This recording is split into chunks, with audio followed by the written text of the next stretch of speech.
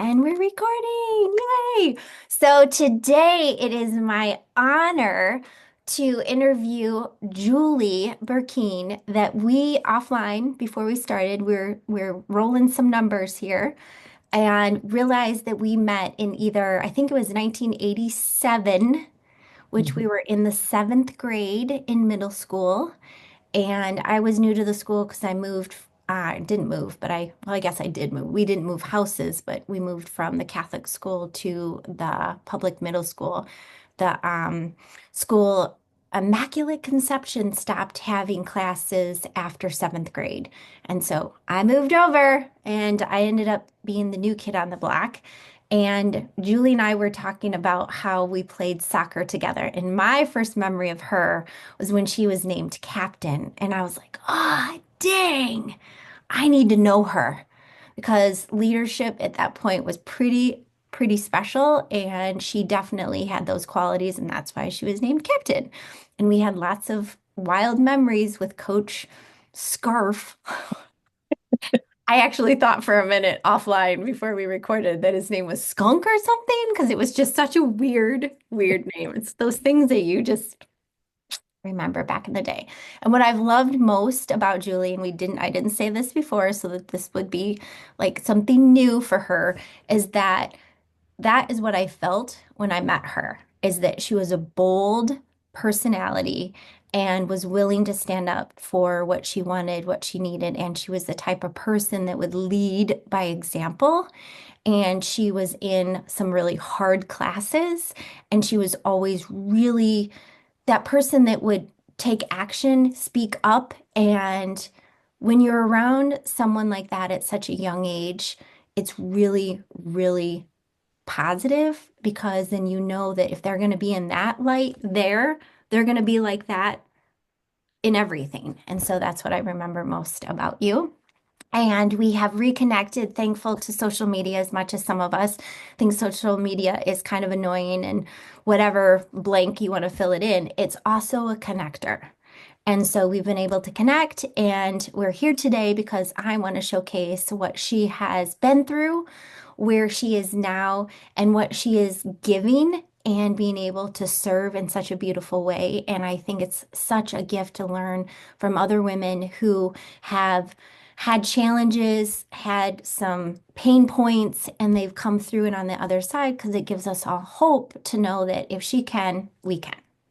So, Miss Jules, would you mind sharing a little bit more about you and so that we can learn more from you and your experiences?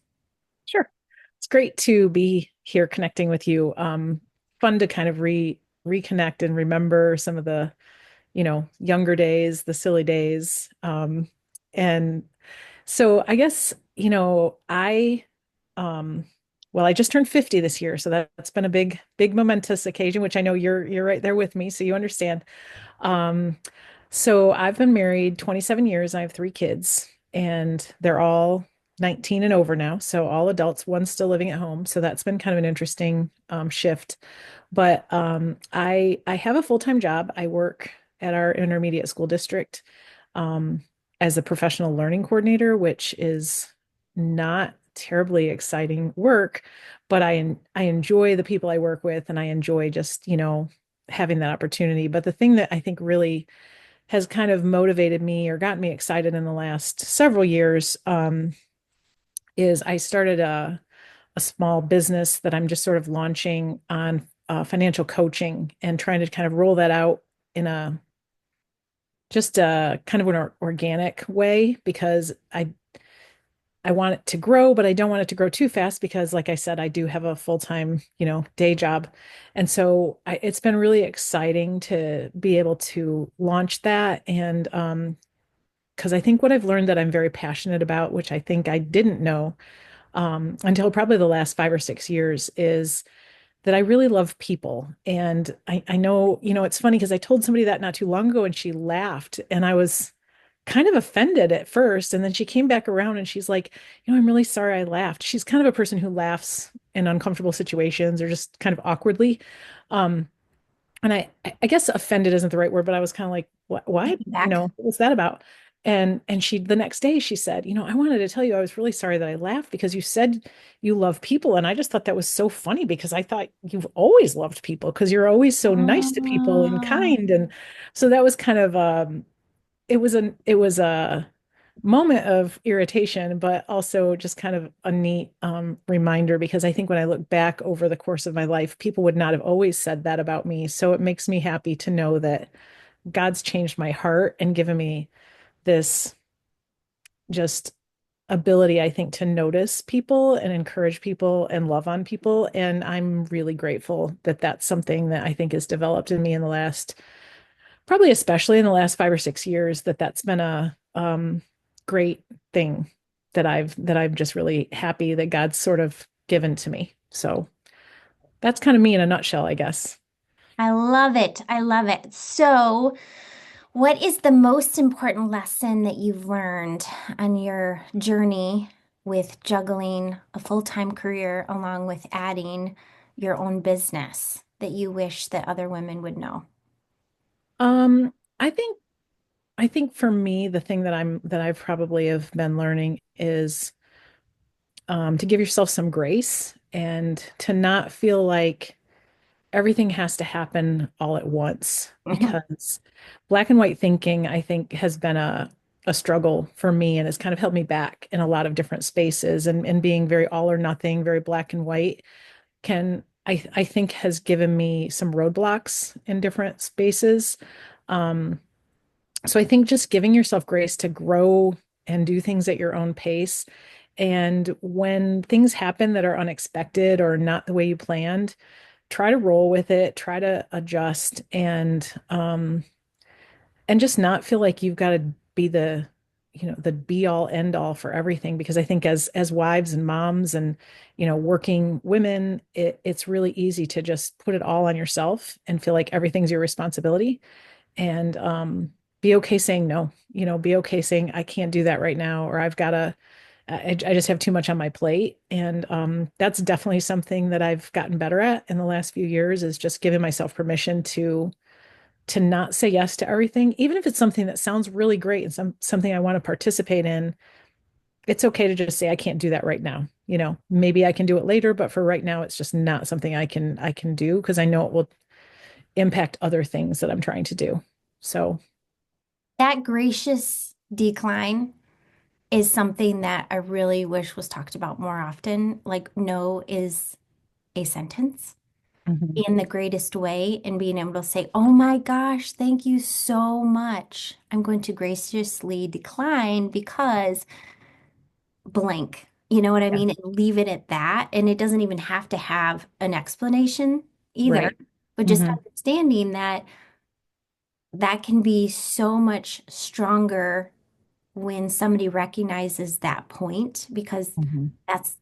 that's such a respect instead of saying yes and then not showing up, saying Yeah. yes and being completely strapped and like not even close to present or Yeah. participating. Yeah, I think that's for sure great awareness. And it's sometimes sad to me, like, why did it take us so long? Like, what? Why didn't I know Yeah. this sooner? Well, they say there's something special about 50, and I have to say, I think there's something to that. Yeah. So, how do you maintain focus and clarity on your vision, especially when you're faced with either challenges, self-doubt, or timing, because you don't have, you know, all the time in the world to focus on this new opportunity? I think the thing that's helped me lately, especially, is reminding myself of the moments that are inspiring and feel really good. I've been working with a couple recently that's getting married, and they they are a lot like my husband and I. We've known each other since seventh grade, actually, and so they kind of remind me of them, but they're coming from this place of very different family dynamics and the way they've handled their finances and the way they've been taught. And so one of them is coming in with some debt, and doesn't really know, has not really learned up until this point very well how to manage the money, and the other one is has really not had to struggle, but also at the same time has also never learned to manage money, but for very different reasons. One's just kind of has never been taught because there wasn't a need. One was taught bad habits and so is trying to break free from those. And so I got to meet with them not too long ago and seeing that like that spark where they're getting it and they're feeling really excited about what they're learning and how they're connecting and they're walking into this space together and starting out in a good place where they're not having to come after a lot of damage has been done in their marriage or with each other. And so for me it's kind of like thinking about those moments that really get me excited and that remind me of how important it is to do this work with people Mhm. because it really does change so much for people. It isn't just money, because money is a part of it, but it isn't the majority of what the impact is.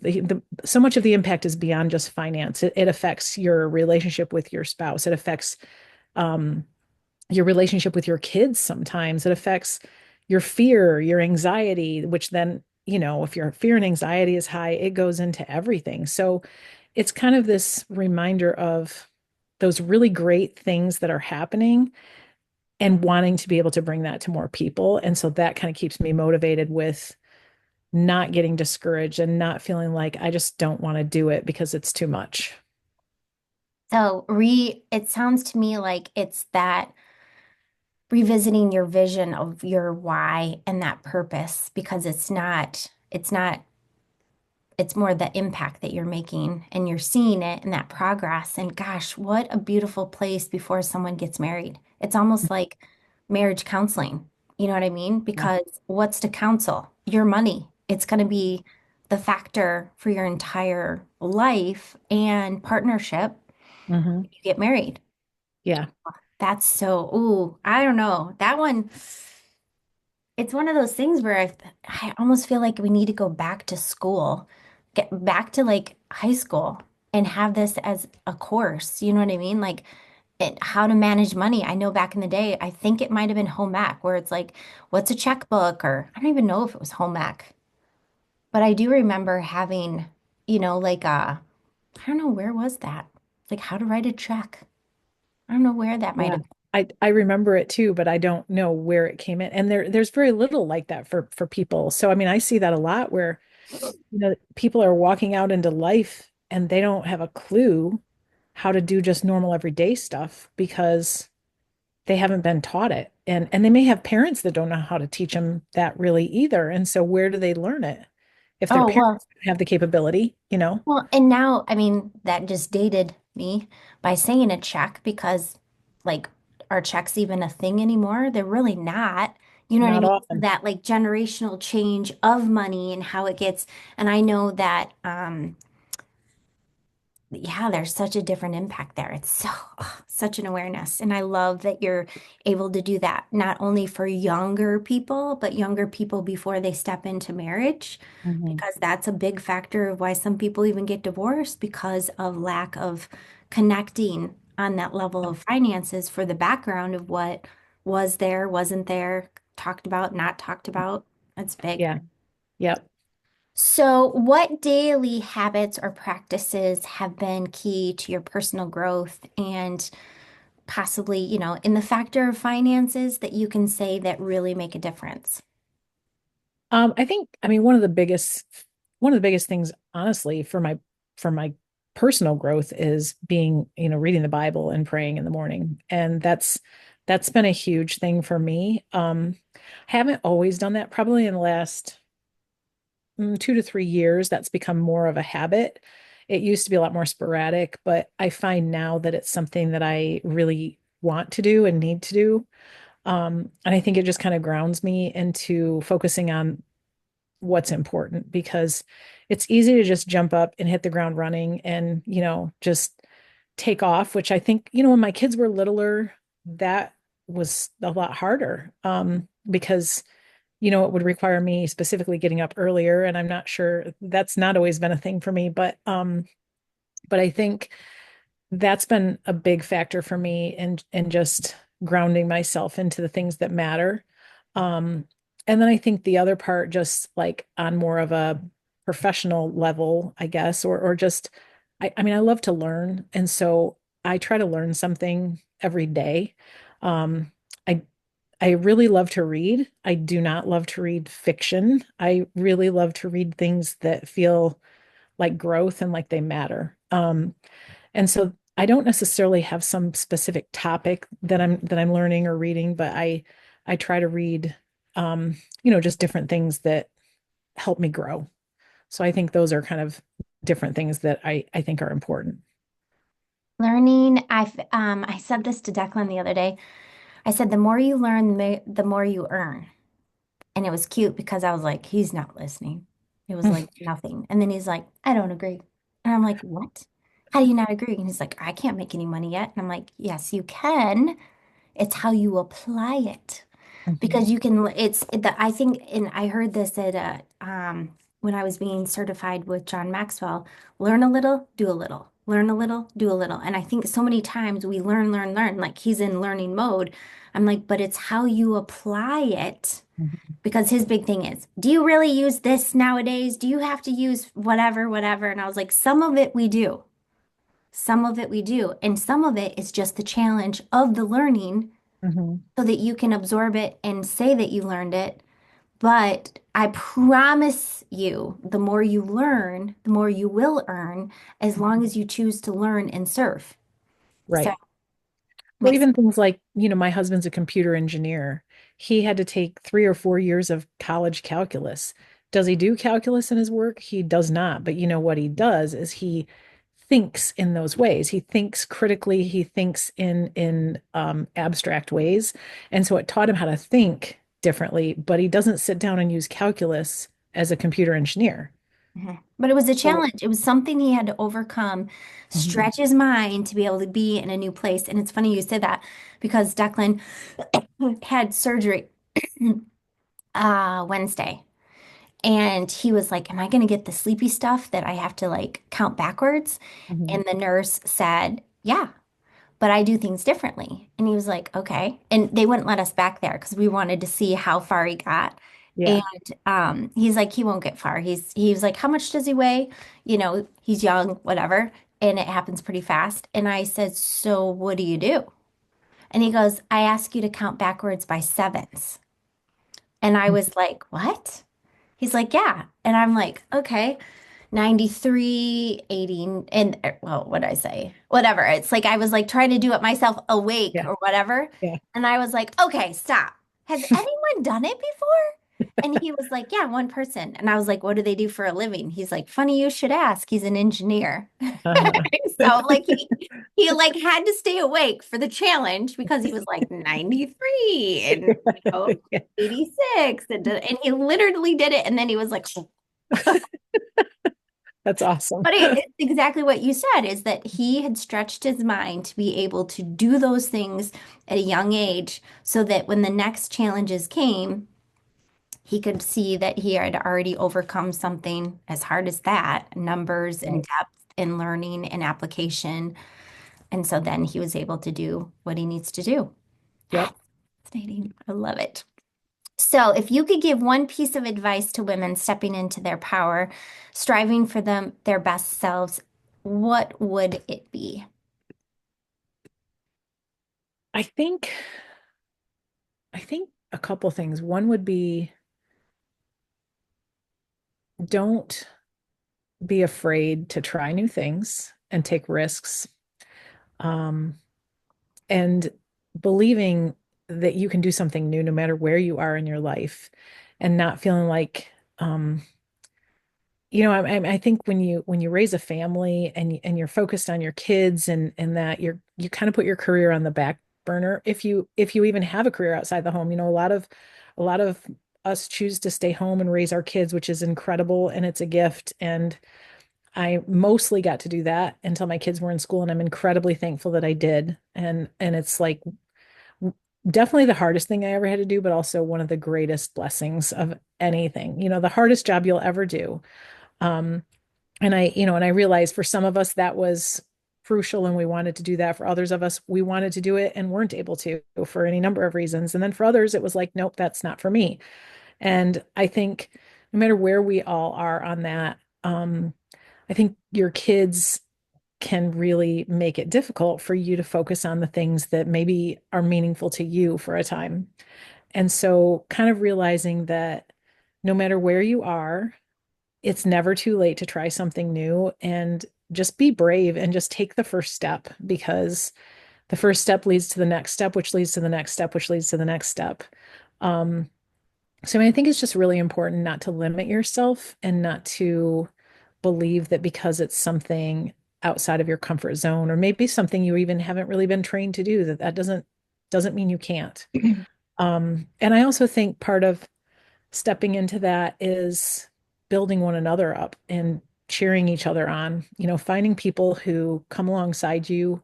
Um, for me, a lot of that is in my church. There are a group of women that really just believe in me and we share joys and sorrows and everything in between.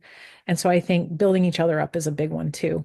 Just finding a community of people who are going to empower you and challenge you and also maybe call you out on things when you need to be called out because that's what friends really do for each other. It isn't just, like, yay, great job. It's also going, hey, I noticed this and maybe that's not something you should be doing or that that's going to be helpful for you. So I think empowering is encouraging, but it's also kind of lovingly pointing things out to each other too so we can stay on the right course. I think that sometimes that concept of accountability, acknowledgement can be such a hard thing because it does end up being a conflict. You know what I Hmm. mean? Like a conflict of interest where it's like somebody's interested here in something, and then we're like, well, I see it. Do you see it? Oh, you don't Yeah. see it. Oh, shoot. Okay. Is that really what you wanted? And as long as there's trust, and that extra, the extra layer of respect, it can be so beautiful because Yeah. it's the love of, for someone to recognize, gosh, I've been down that road, or I see that detour ahead. Do you see that? Because sometimes the blinders are on and we're Right. just like, let's go, which is good. But then if somebody has been there before us or they see something we're missing, when we pause and we check in, I think it's really important. And I think for me, I think that circle is something that I've recognized that like direct sales, network marketing, I had a beautiful circle and Hmm. that was so great. And now with the kids' ages with church, I have not found a church that meets on a Saturday night and this dumb sports on Sundays. I'm like, who said that was acceptable? You know what I mean? Where Yeah. like it's this fine line of change that I can see is different and frustrating Hmm. because we don't have that connection like I grew up with. I mean, I Right. had Catholic family Monday through Friday, and the weekends it was Presbyterian family. So I had two church families, uh, Yeah. which was a blessing. But now, and so that's so sacred to be able to have that in, Hmm. in our faith and in our space and community. So beautiful. It definitely is acknowledgement, and that's awesome to, realizing that accountability does make a difference. Sometimes Yeah. I call it prickly. It's kind of like a cactus where you're like, oh, it's a flower, but dang, Yeah. it's not the normal flower. Hmm. So, how do you balance ambition and rest and ensure you stay aligned with your values and avoid burnout? Yeah. That's kind of an interesting one, I think, because I think when I can kind of look back, so a little bit of my journey, I went to school to be a paralegal, which is not what I do now, but I um stayed home with my kids for quite a while, and then I went to work for a prosecuting attorney in Lenawee County where I live, and I did that for about 5 years, and then had a it's kind of a crazy story, but ended up teaching middle school well, not just middle school, but actually started a school with a friend of mine, a Christian school, within 3 months. So they were at a Christian school that there were just some things that weren't good. And so my friend was my kid's teacher. And I approached her and I said, "Hey, what do you think?" Because she was leaving the school. And I said, "What do you think about homeschooling my kids?" And she's like, "That would be great." So we were just going to pay her to homeschool our kids. Well, then a whole bunch of other people started approaching her and asking her the same thing. So I was helping her start this school from more the legal standpoint and getting all of the certifications and the building permits and all the things, right? And so this started in June that this process began, and I ended up quitting my job as at the prosecutor and helping her open this school. And I was supposed to just be like a teacher's aide. Well, that didn't work very well with 35 students from grades 3 through 7 or whatever it was at the time. So I ended up teaching and did that for 5 years. And it was amazing and wonderful, but also just Taxing.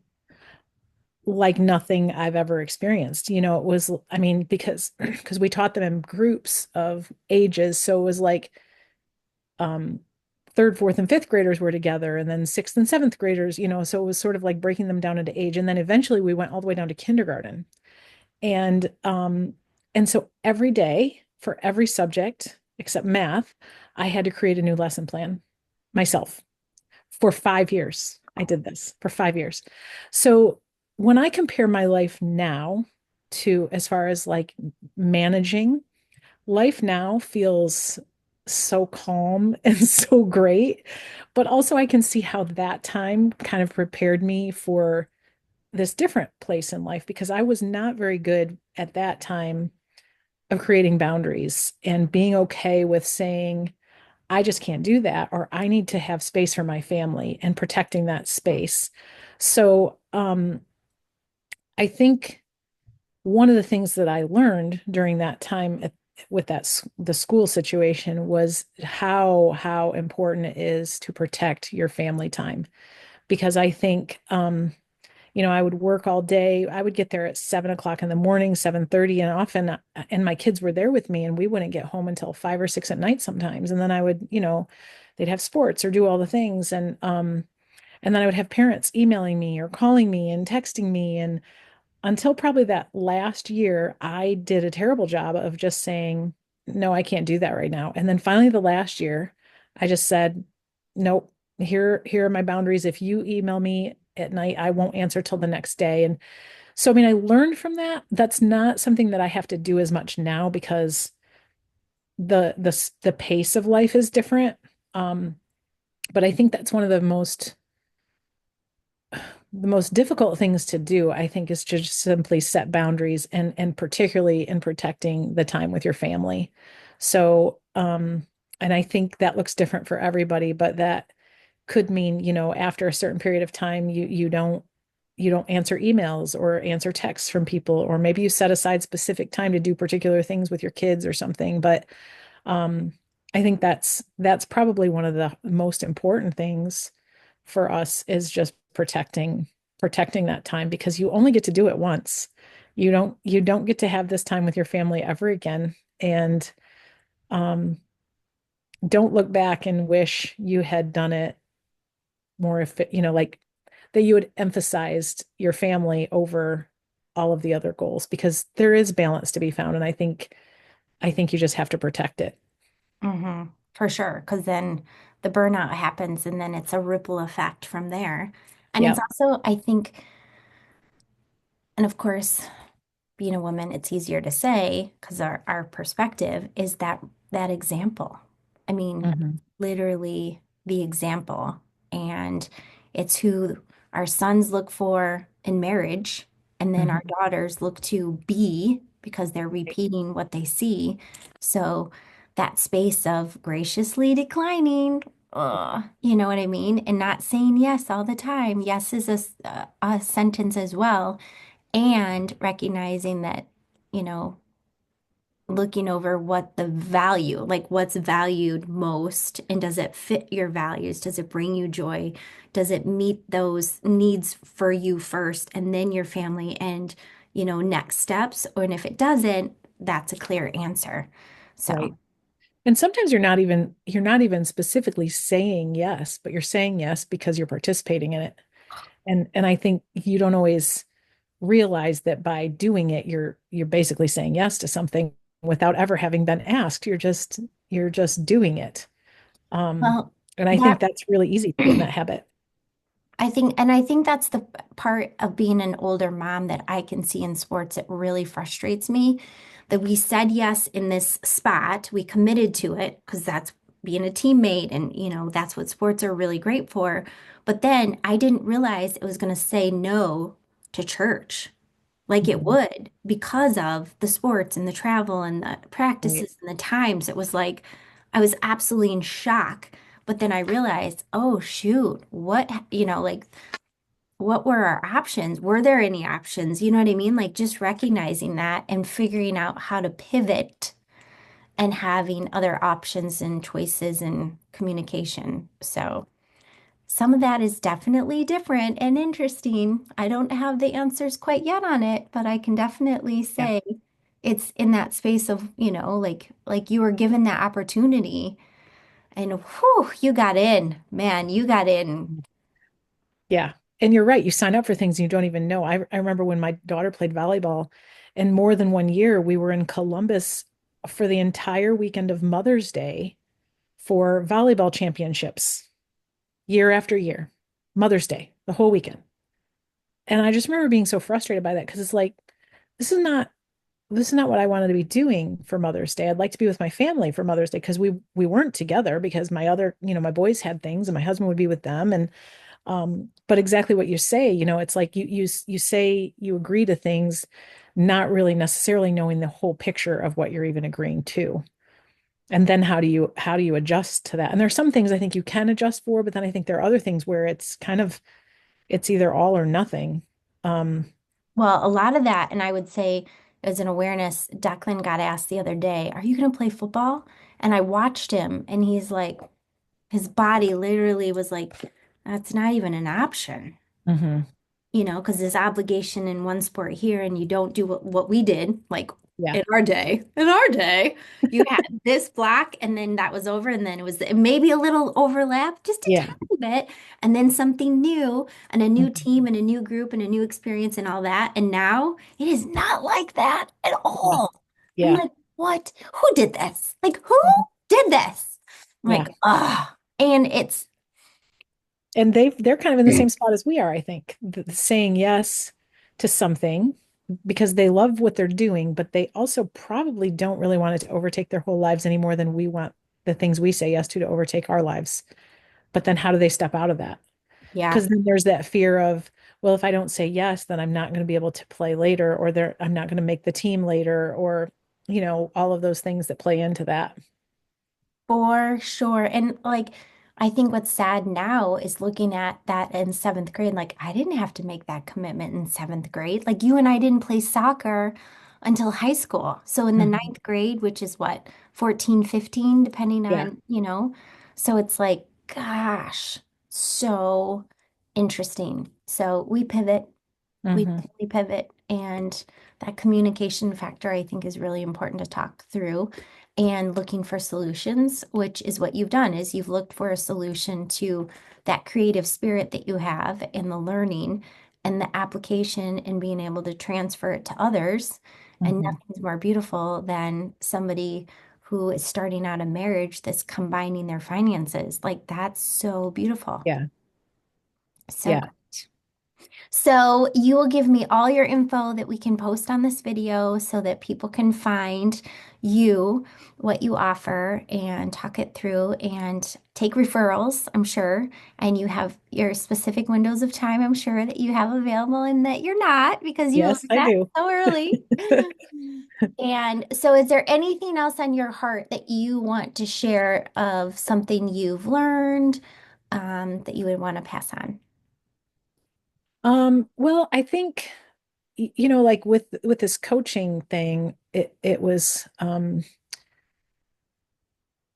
been something that for many years it was something that I had wanted to do. And then I ended up about 5 years ago, I was diagnosed with breast cancer, and I was really on the cusp of launching or, like doing this. And then all of that happened.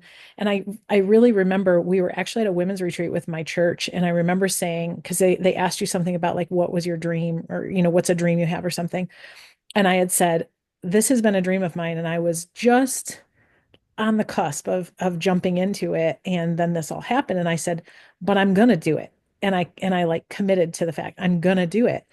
And I just think, like we all have hard things that we go through. And I guess the question is, do we let it break us or do we let it um, teach us lessons and help us grow? Because I think for me, walking through this cancer journey that I had, I think what it taught me was to be kinder to myself and to other people. And there's like this gratefulness that I have for just being here and being able to connect with people and value people because I think um, life really is a gift and you can look at the negatives and look at the hard things and let it just kind of crush you. And I have the advantage. I mean, I am healthy. And so if I weren't healthy, this might be a lot harder thing for me to say from my heart and feel that way. Um, but I can remember one of the nurses at the cancer center saying to me, most women when they come back after going through their treatments and everything, they'll come back and they'll say they're grateful for what they came out of this with. And I said, well, I'm going to have to take your word on that because right now that's not where I Yeah. am. And she was somebody that I had seen several times, so we kind of had built a connection. So it wasn't anything.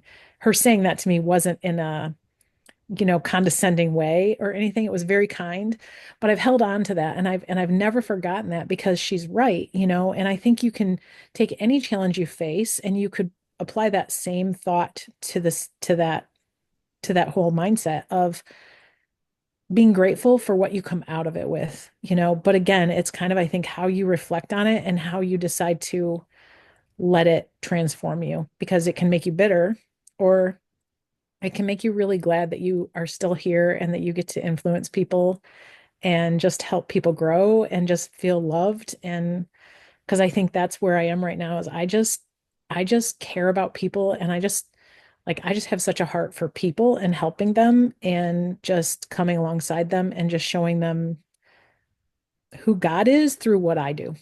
So, Oh, so beautiful. Such a precious gift and that opportunity that it's what happens for us, mhm. not to us, and it can make us bitter or it can make us better. Yep. So beautiful. Well, thank you. Thank you. Thank Thank you for your you. time. And we will be posting this so that others can come find you. Great. It was great to see you. Thanks, honey. Thanks.